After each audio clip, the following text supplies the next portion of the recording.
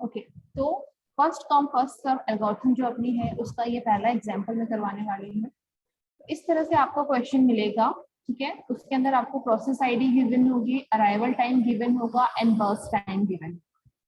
ये तीनों चीजें हम लोग को गिवन होती है। कभी कभी ये प्रोसेस आईडी भी हमको गिवन नहीं होती है, प्रोसेस आईडी की जगह पर कुछ भी आपको गिवन हो सकता है या आपको खुद ही नेमिंग इसका करना पड़ता है कि फर्स्ट जो भी अराइव हुई है प्रोसेस को P1 बोल दिया, सेकंड P2 इस तरह से। ओके, तो नॉर्मल क्वेश्चन इस तरीके से आते हैं। अब क्या चीजें हमें फाइंड करनी पड़ती है इसके अंदर, पहला है कंप्लीशन टाइम, दूसरा turn around time and third is waiting time. तो आपको पता है कि जो फॉर्मूला हमने देखा था उसमें turn around time completion time के बेस पे निकल रहा था और waiting time turn around time के बेस पे निकल रहा था। तो इसका मतलब सीधा सीधा ये है कि सबसे पहले आपको कंप्लीशन टाइम ही फाइंड करना पड़ेगा, तभी आपके बाकी के ये टाइम्स फाइंड आप कर सकते हैं, ठीक है। तो कंप्लीशन टाइम फाइंड करने के लिए हम लोग यूज करते हैं गैंट चार्ट को। गैंट चार्ट जो होता है एक्चुअली वो क्या शो करता है कि सीपीयू में कौन सी प्रोसेस किस टाइम पर चल रही है। ओके, तो स्टार्टिंग आपकी गैंट चार्ट में किससे होगी, 0 से होगी।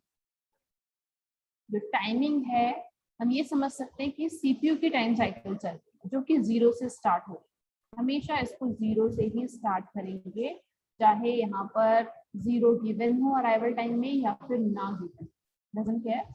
हमको क्या करना पड़ेगा, इसको हमेशा 0 से ही स्टार्ट करना है। अब ध्यान से देखिएगा किस तरीके से सॉल्व कर रहे हैं, एक बार आप समझ जाएंगे तो बहुत ही सबसे इजी मेथड है प्रोसेस शेड्यूलिंग का।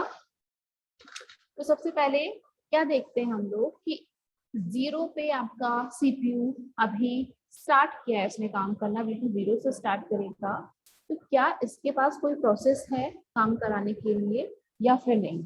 तो वो कैसे चेक करोगे आप, अराइवल टाइम देख के चेक करोगे कि अराइवल टाइम 0 इस टाइम पर क्या कोई प्रोसेस है इसके पास अवेलेबल या नहीं है। अगर यहाँ पर 0 नहीं गिवन होता दैट मीन्स इसके पास कोई प्रोसेस नहीं है 0 time.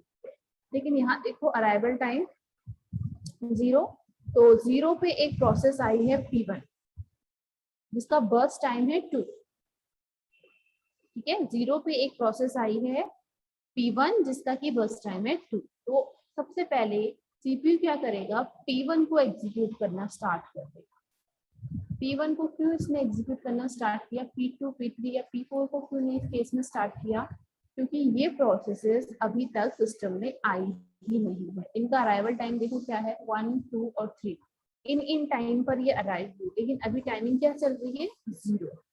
This is just like कि आप लोग कॉलेज में आए, ठीक है, एग्जाम देने के लिए। अब मेरे पास कुछ कॉपीज हैं, पेपर्स हैं, लेकिन मैंने 12 बजे का टाइम रखा है, सपोज 12 बजे एक ही स्टूडेंट आया है, तो ऑब्वियसली मैं उसी स्टूडेंट को कॉपी दूंगी। मेरे पास तो कोई चॉइस ही नहीं कि पहले किसको दूं बाद में किसको दूं। एक स्टूडेंट आया 12 बजे, एक आया 12:01 पे, दूसरा आ रहा 12:02 पे, तीसरा आ रहा 12:03। ओके, लेकिन जब 12:0 हो रहे हैं उस टाइम तक सिर्फ एक ही स्टूडेंट आया है, तो मेरे पास तो कोई चॉइस ही नहीं है उस टाइम तक, क्योंकि जो आने वाले हैं वो आने वाले टाइम में आएंगे, वो टाइम तो अभी आएगा, आया नहीं है, राइट। तो कौन इस टाइम के बाद कौन आएगा हमें नहीं पता है। तो इस टाइम तक जो भी प्रोसेस आ गई है उसको पिक कर लेगा आपका ऑपरेटिंग सिस्टम। तो 0 टाइमिंग पर एक ही प्रोसेस अपने पास है P1, तो ये P1 को पिक कर लेगा। तो P1 आ जाएगी यहाँ गैंट चार्ट में पहले नंबर पे। अब क्योंकि ये किस टाइप की शेड्यूलिंग है, FCFS non primitive type, FCFS non primitive type की शेड्यूलिंग की कैटेगरी में ही फॉल होती है। तो ये क्या होगा, नॉन प्रिमिटिव का मतलब प्रोसेस अगर एक बार स्टार्ट हो गई तो वो अपना काम कंप्लीट करके ही सीपीयू को लीव करती है। तो इसको कितना काम है सीपीयू से, 2 यूनिट ऑफ टाइम का।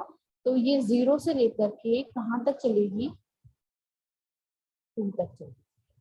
इस तरीके से आपको इसके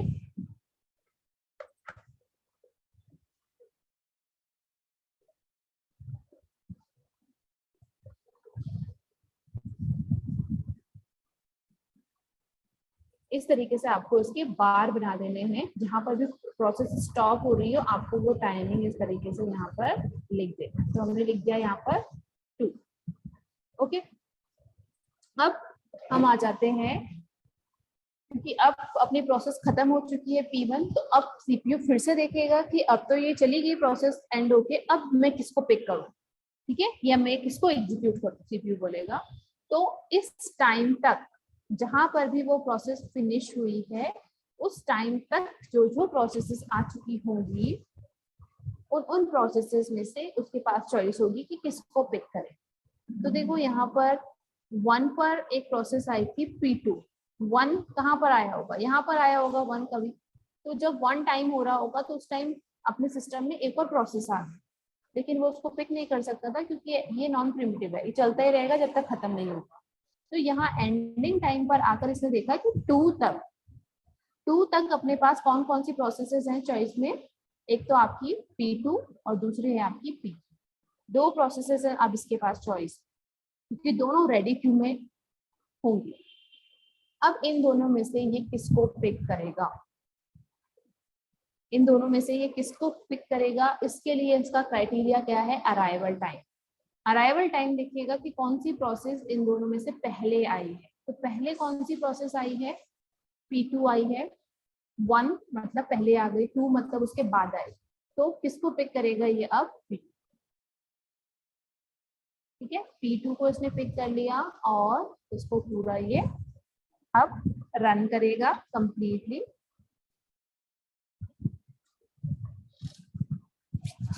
और ये कितना है इसका बर्स्ट टाइम, 6।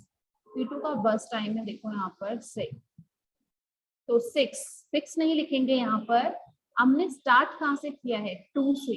तो 2 + 6 कंप्लीट तो तभी होगी ना जब इसको 6 यूनिट ऑफ टाइम का स्लॉट मिलेगा एक साथ। तो 6 चलेगी और ऑलरेडी 2 से स्टार्ट कर रही है, तो 2 + 6 कहाँ तक चलेगी, ये प्रोसेस अब 8 तक चलेगी। 8, ओके, 8 पर जाकर के ये प्रोसेस आपकी क्या हो जाएगी, कंप्लीट। अब तो 2 प्रोसेसेस अपनी कंप्लीट हो चुकी हैं, P1 एंड अभी P3 नहीं हुई है कंप्लीट। तो अब आपके पास टाइम क्या है यहाँ पर, 8, राइट। अभी हम 8 यूनिट ऑफ टाइम पर। तो अब अगेन सीपीयू फ्री हो गया क्योंकि P2 भी फिनिश हो गई है। तो अब वो देखिएगा कि अब इस टाइम तक मेरे पास कौन कौन सी प्रोसेसेस हैं जिसमें से मैं चूज करूँ। तो अब इसके पास P3 और P4 दोनों प्रोसेसेस हैं, तो इन दोनों में से वो किसको चूज करे वो अब उसको डिसाइड करना है। अब वो डिसाइड किस बेस पे करेगा, अराइवल टाइम के बेस पे करेगा। जिसका अराइवल टाइम कम होगा यानी कि जो पहले आई होगी उसको पहले पिक। तो अब ये किसको लेगा, P3 ऑब्वियसली। P3 को इसने पिक करा और P3 का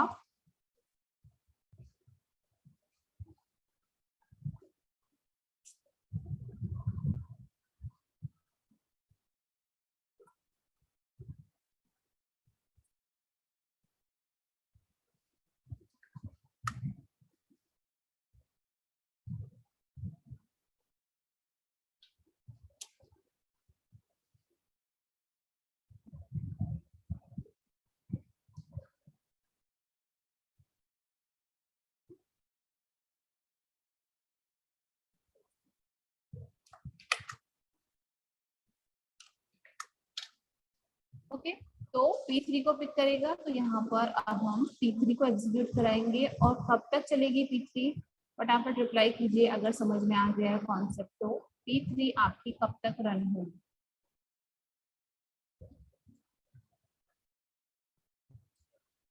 कहाँ पर जाकर के स्टॉप होगी P3,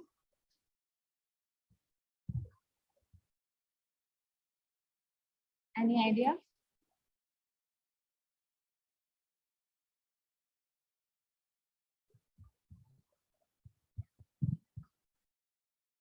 class can you hear me,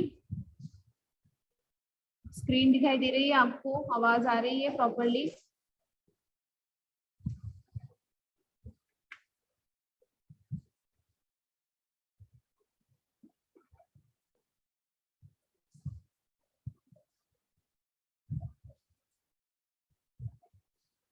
मैं वापस से एक बार स्क्रीन शेयर कर रही हूँ, मेरी स्क्रीन। हाँ एकदम कोई बात नहीं, अभी फर्स्ट ही एग्जाम्पल था, तो आप जो चीज जहाँ पर समझ में नहीं आ रही वहां पर आप पूछ सकते हैं, ठीक है।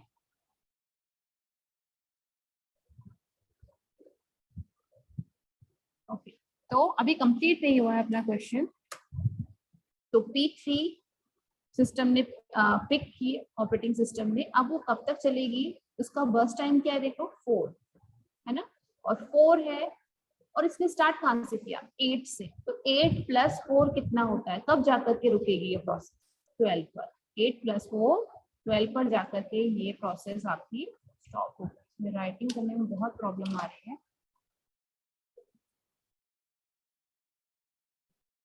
तो 12 पर जाकर के ये प्रोसेस आपकी स्टॉप हो जाएगी। क्यों, क्योंकि ये खत्म हो गई है।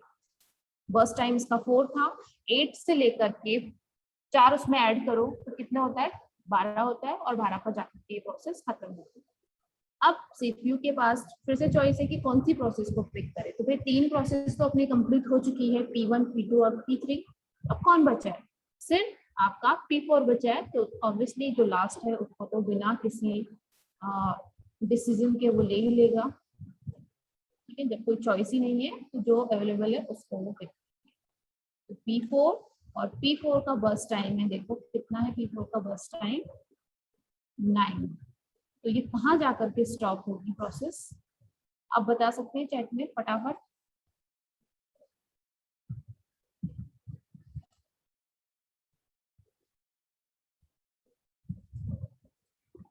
यस एकदम करेक्ट, 12 + 9 = 20। बिल्कुल सही पवन, ठीक है। तो ये आपकी 21 पे जाके कंप्लीट हो। अभी इसका मेजर पार्ट आपने कंप्लीट कर दिया। ये गैंट चार्ट आप बिल्कुल सही बनाओगे ना, तो आपका फिर आंसर कभी रॉन्ग नहीं आ सकता। पर यही गलत बना दिया तो कंप्लीशन टाइम भी गलत नोट करोगे, और फिर आपका पूरा क्वेश्चन गलत हो जाएगा। हाँ वैभव, कोई क्वेरी हो तो अभी पूछ लीजिए गैंट चार्ट से रिलेटेड। देन कंप्लीशन टाइम कैसे लिखना है इसका वो मैं बताऊँ।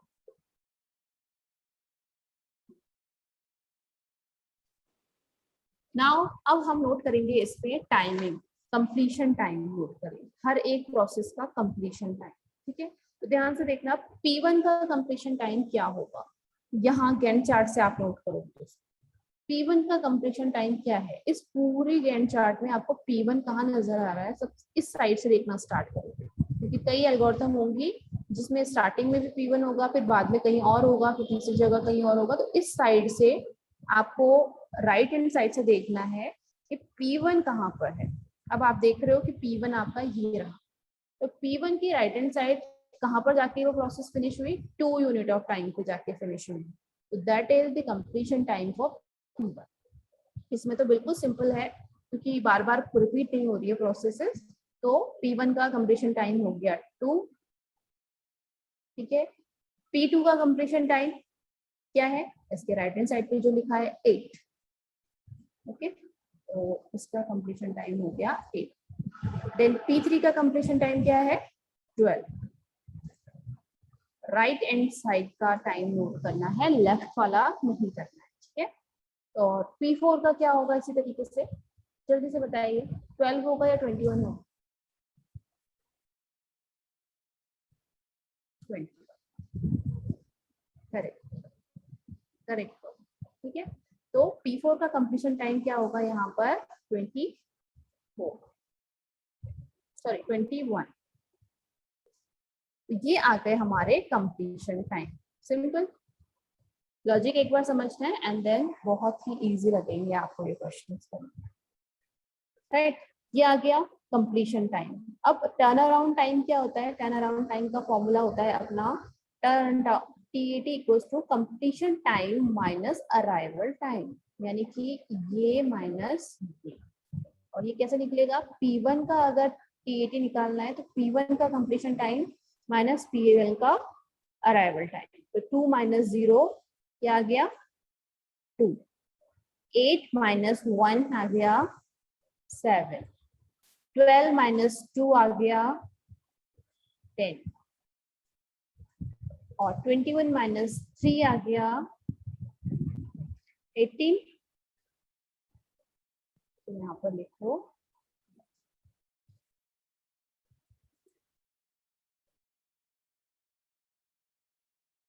ये आ गया इसका। अब ऐसे ही विद फॉर्मूला हम लोग क्या कैलकुलेट कर लेंगे, वेटिंग टाइम। तो वेटिंग टाइम देखो यहाँ पर वेटिंग टाइम का फॉर्मूला होता है अपना turn around time minus burst time, यानी कि ये वाला कॉलम माइनस ये वाला column. 2 minus 2 waiting time is 0। 7 minus 6 1। 10 minus 4 6। 18 minus 9 9। तो ये आ गया इसका क्या, वेटिंग टाइम। फाइंड हो गए सारे टाइम्स। अब इतना ही नहीं छोड़ना है क्वेश्चन को, क्योंकि जनरली आपसे क्या पूछा जाता है, एवरेज टीएटी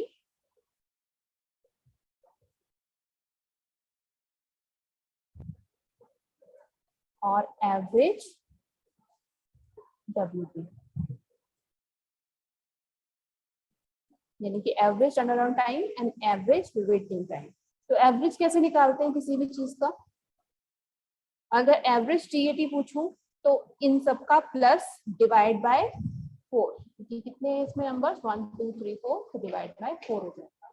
तो जल्दी से कैलकुलेट करके बताइए कि एवरेज टर्न अराउंड टाइम क्या होगा। फटाफट फोन में या फिर किसी भी कैलकुलेटर को यूज कर सकते हो। इसका एवरेज टीएटी और एवरेज डब्ल्यूटी क्या है, जल्दी से कैलकुलेट करके बताइए। और किसी को इसमें क्वेरी हो तो वो भी पूछ सकते हैं। फिर इसके एक दो एग्जाम्पल हम और करते हैं और ये एल्गोरिथम अपने कंप्लीट।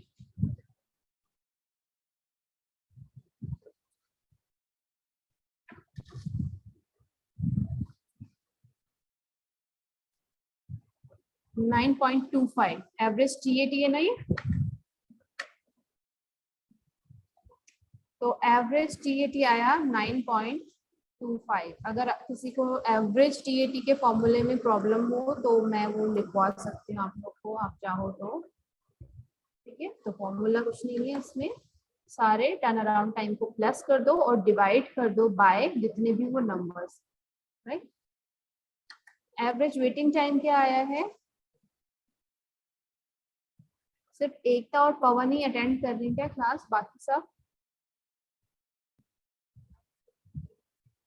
सब लोग क्या कर रहे हैं, कम से कम न्यूमेरिकल्स में तो पार्टिसिपेट कर ही सकते हैं, वैल्यू शो करनी। वेटिंग टाइम इज दिस और एवरेज निकालना है आपको। सबका 4 आ रहा है,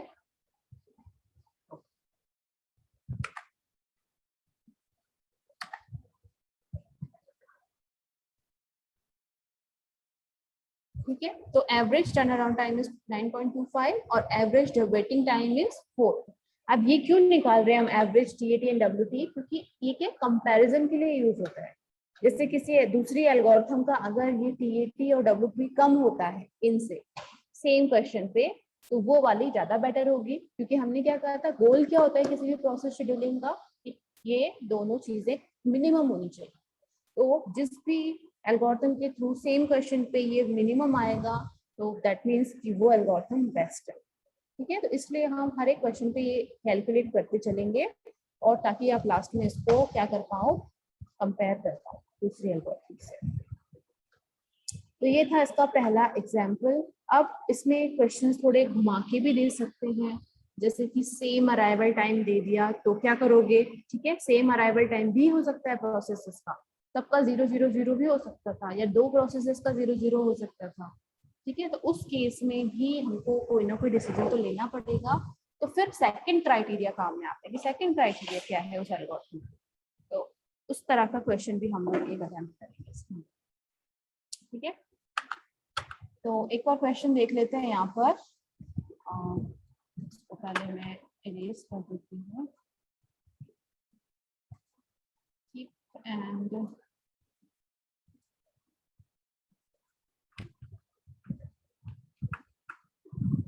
ये आपका फर्स्ट एग्जाम्पल था, ये है सेकंड।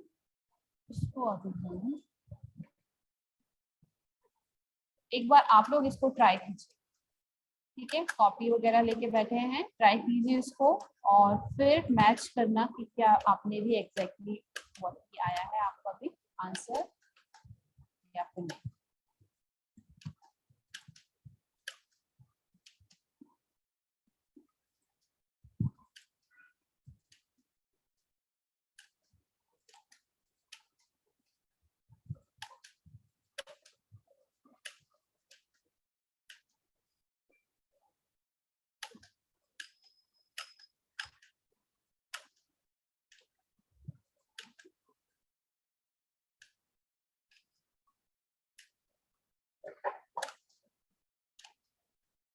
ओके, तो इसको हम स्टार्ट करते हैं। FCFS का ही सेकंड एग्जाम्पल है, इसको थोड़ा फटाफट करेंगे, ठीक है? अब यहाँ पर क्या है, 4 प्रोसेसेस हैं। अराइवल टाइम भी बिल्कुल इसी तरीके का है जैसे पिछले वाला था, बस बर्स्ट टाइम इसमें चेंज। तो बर्स्ट टाइम चेंज है तो कंप्लीशन टाइम भी चेंज होगा, TAT भी चेंज होगा, WT भी चेंज होगा। तो सिंपली कैसे करेंगे हम इसको, जिनको थोड़ा भी डाउट होगा इस क्वेश्चन के थ्रू क्लियर कर लें, ठीक है? 0 से स्टार्ट करेंगे हम हमेशा गेन चार्ट को। दैट मीन्स CPU का टाइम 0 से स्टार्ट हो चुका है। अब 0 टाइम पर क्या कोई प्रोसेस है अपने पास, तो वो कैसे देखेंगे आप, अराइवल टाइम से देखेंगे कि अराइवल टाइम पे 0 पे क्या कोई प्रोसेस अराइव हुई है। तो यस, 0 पे एक प्रोसेस अराइव हुई है, P1। एक ही प्रोसेस आई है 0 पे, देखो बाकी नहीं आई है अभी तक। तो 0 पे एक प्रोसेस आई P1, तो बिना किसी सोच के हम लोग उसको पिक कर लेंगे।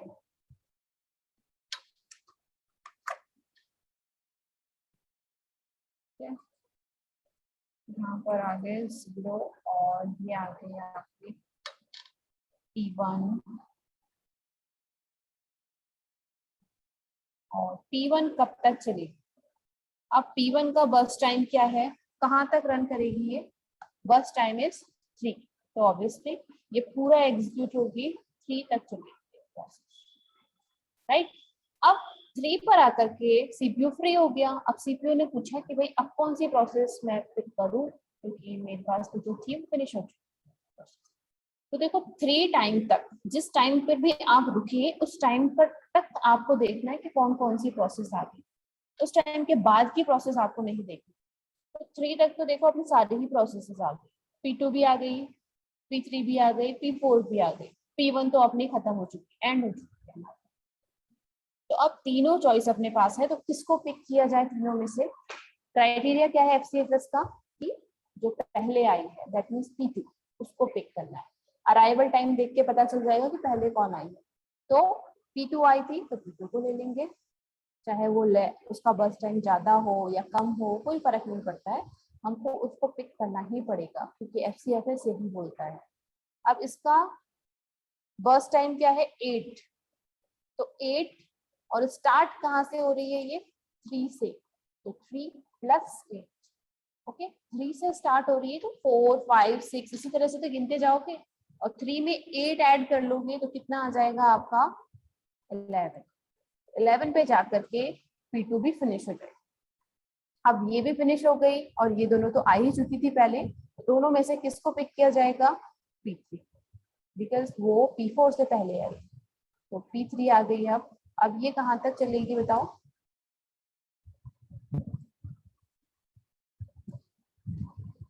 बस टाइम क्या है P3 का 4, करेक्ट? तो 11 + 4 15 पे जाकर के ये फिनिश हो जाएगा। टाइम ऐड ही होता चलेगा, फ्रेश स्टार्ट नहीं होगा, ठीक है? तो ऐड ही करते चलेंगे। अब 15 पे जाकर के ये प्रोसेस, बिल्कुल सही तेजेश्वर, अब 15 पे जाकर के P3 भी एंड हो गई। अब लास्ट बची अपने पास P4, तो P4 को पिक कर लेगा ये और P4 आ गई, तो P4 कितना चलेगी, अब बस टाइम क्या है P4 का 10, तो 15 plus 10 is equals to 24, correct. तो अब इसका कंप्लीशन टाइम क्या होगा बताओ P1 का, जल्दी से बताइए। P1 का कंप्लीशन टाइम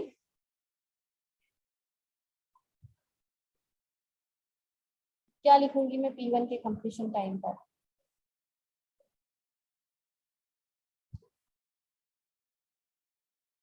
राइट 3। P2 के कंप्लीशन टाइम पे क्या आएगा?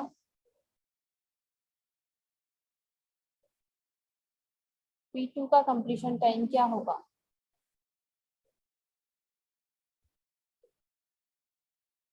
करेक्ट 11। P3 का कंप्लीशन टाइम क्या होगा? 50।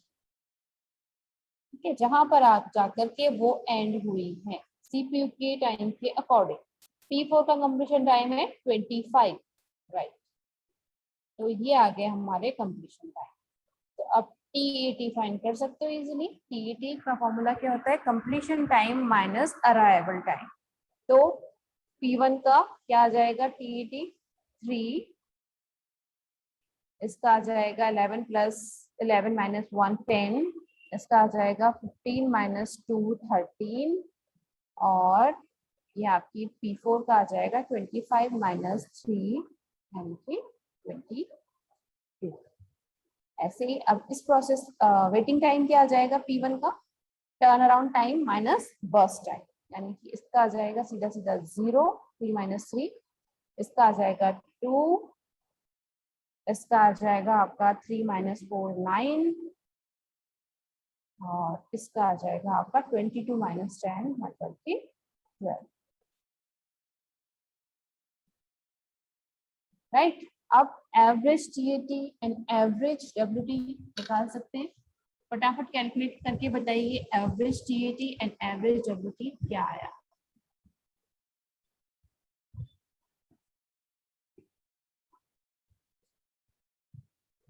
एवरेज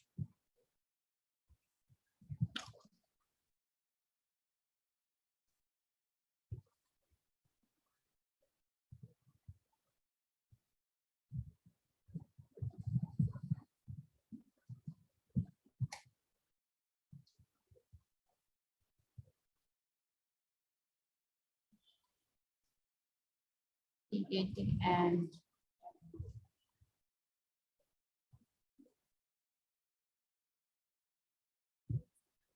हाँ, बहुत सारे आंसर्स आए हैं।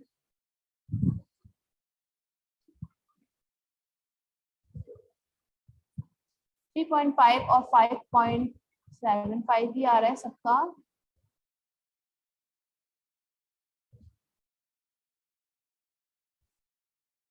TAT का एवरेज क्या आ रहा है? ओके 3 नहीं 31.5, 31.5 का आ रहा है 12 और 5। पवन का भी 12 आया है। क्या हो रहा है ये? 12 और 5 आ रहा है। बाकी लोग का क्या आ रहा है?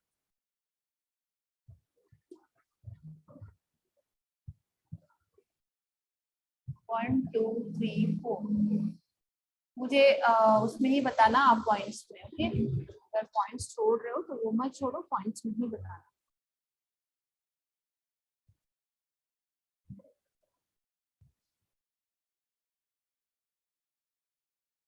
तो टर्न अराउंड टाइम कितना आया है एग्जैक्ट? हाँ 12 है, ओके। और WT?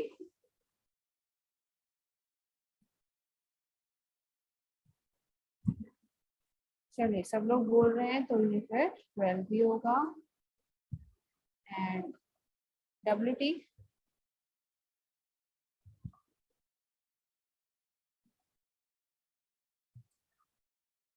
5.75, 5.75, राइट। तो ये आया सब लोग का एवरेज WT, करेक्ट। तो इस तरीके से आपको ये क्वेश्चन सॉल्व करना। तो इजीली आ गया ये वाला। तो अब इसमें थोड़ा सा चेंज करके हम लोग इसको ट्राई करेंगे, क्योंकि क्वेश्चन आपसे उस तरीके से भी पूछा जा सकता है जहां पर अराइवल टाइम सेम, तब हमें क्या डिसीजन लेना है तो वो भी देखते हैं। और ऐसा भी आ सकता है, देखो एक क्वेश्चन ऐसा भी देख लेते हैं जिसके अंदर की 0 पे कोई प्रोसेस ही नहीं आई है, तो फिर क्या करेंगे। ओके, तो उस तरीके का क्वेश्चन भी एक बार डिस्कस कर लेते हैं। ये हमने अभी किया था, ये एग्जाम्पल 3 है, तो आप हटा दीजिए।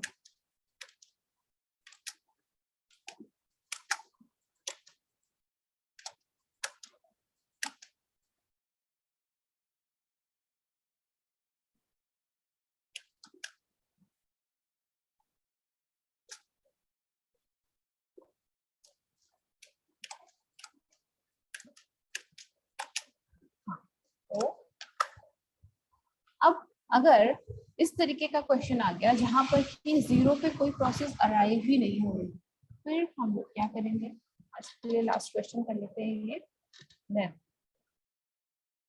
ओके। तो 0 पे स्टार्ट करेंगे हम लोग, चाहे हमको 0 पे कोई प्रोसेस गिवन हो या फिर ना हो, गैंट चार्ट हर कंडीशन में 0 से ही स्टार्ट होगा, ये नहीं चेंज हो सकता, भले ही आपकी कोई प्रोसेस 0 पे आए या फिर ना आए, ठीक है। क्योंकि टाइम हमेशा एक स्पेसिफिक लो से ही शुरू होता है, फिर हाई की तरफ जाता है, फिर उसके पास उस समय काम हो या फिर ना हो, डजंट मैटर, ठीक है। तो अभी 0 पे देखो सीपीयू बैठा है, स्टार्ट करना शुरू कर दिया इसने, लेकिन इसके पास क्या कोई प्रोसेस है 0 पे, नहीं है। अराइवल टाइम आप देखो तो 2, 3, 5, 10 है, 0 पे तो कुछ है ही नहीं। कब आई प्रोसेस, 0 के बाद नियरेस्ट वैल्यू कौन सी है इसमें से, 2, 2 पर जाकर के एक प्रोसेस आई, दैट मीन ये जो आपका सीपीयू है ये 0 से लेके 1 फिर 2 तक ये बिल्कुल खाली चलता रहा, तो उसको भी आपको पॉइंट आउट करना पड़ेगा, छोड़ नहीं सकते उसको, ठीक है। कि 0 से लेकर के 2 तक आपका जो सीपीयू था वो फ्री था बिल्कुल, उसको आप इस तरीके से डिनोट कर सकते हैं, खाली कोई प्रोसेस नहीं है लेकिन टाइम तो रन हुआ ही है। अब 2 पर जाकर के हम क्यों रुके, क्योंकि 2 पर एक प्रोसेस आ गई, अब जब प्रोसेस आ गई तब तो खाली नहीं चल सकता ना, तब तो उसको पिक करना पड़ेगा। तो 2 पर आपको एक प्रोसेस मिली P1, तो P1 को पिक कर लिया, P1 को ले लिया, ठीक है। अब P1 कब तक चलेगी, तो उसका बर्स्ट टाइम देखो 3 है, तो 2 से स्टार्ट हुई, 3 और चलेगी, तो 2 + 3 5, 5 तक चल गई।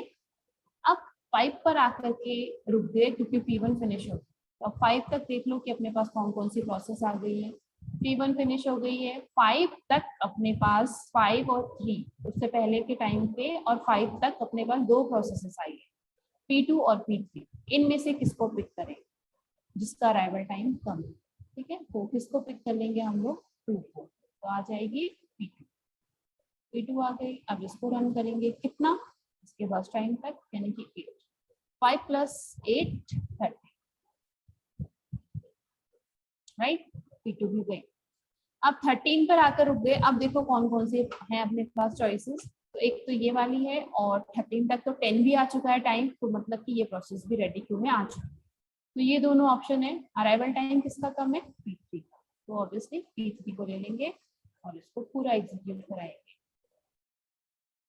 नॉन प्रिमिटिव में यही होता है कि एक बार प्रोसेस पिक कर ली तो टेंशन नहीं है, उसको पूरा एग्जीक्यूट करवाएं। तो ये आ गया 4 बस टाइम, तो 13 + 4 7, राइट, 17 तक रन कर लिया हमने। अब लास्ट बची आपकी P4, तो P4 को भी कर लीजिए, और ये आ गया P4, P4 कब फिनिश हो जाएगी जाकर के 10 उसका बस टाइम है, तो 17 + 10 यानी कि 27, 27 पे जाकर के आपकी P4 भी फिनिश, तो ये आपकी सारी प्रोसेसेस हो गई कंप्लीट। अब इनका कंप्लीशन टाइम नोट कर लीजिए। कंप्लीशन टाइम कैसे नोट होगा, बिल्कुल वैसे ही होगा जैसे अभी तक किया। P1 का कंप्लीशन टाइम देखने के लिए उसके राइट साइड में देखो, ठीक है। अब ये कंफ्यूज नहीं करना है कि यहाँ पर 2 इसका कंप्लीशन टाइम, किसी का भी नहीं है, ये फ्री टाइम का। P1 का देखना है, P के राइट हैंड साइड देखो तो 5 है इसका कंप्लीशन टाइम, 5, P2 का देखना है तो इसका कंप्लीशन टाइम है 30।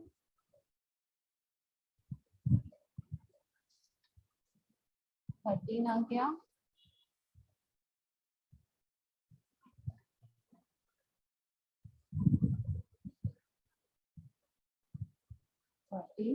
और यहाँ पर P3 का कंप्लीशन टाइम है 17 और P4 का कंप्लीट हुई आपकी 27। अब इसका TKT and WT and average दोनों का आप लोग कैलकुलेट कर लीजिए। ठीक है, फटाफट बताइए कि एवरेज कितना आ रहा है।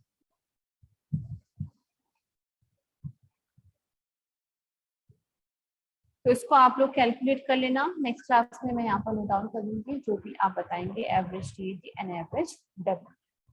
इसमें किसी भी स्टूडेंट को अब कोई डाउट हो तो पूछ लीजिए, अदरवाइज आज के लिए इतना ही रखते हैं।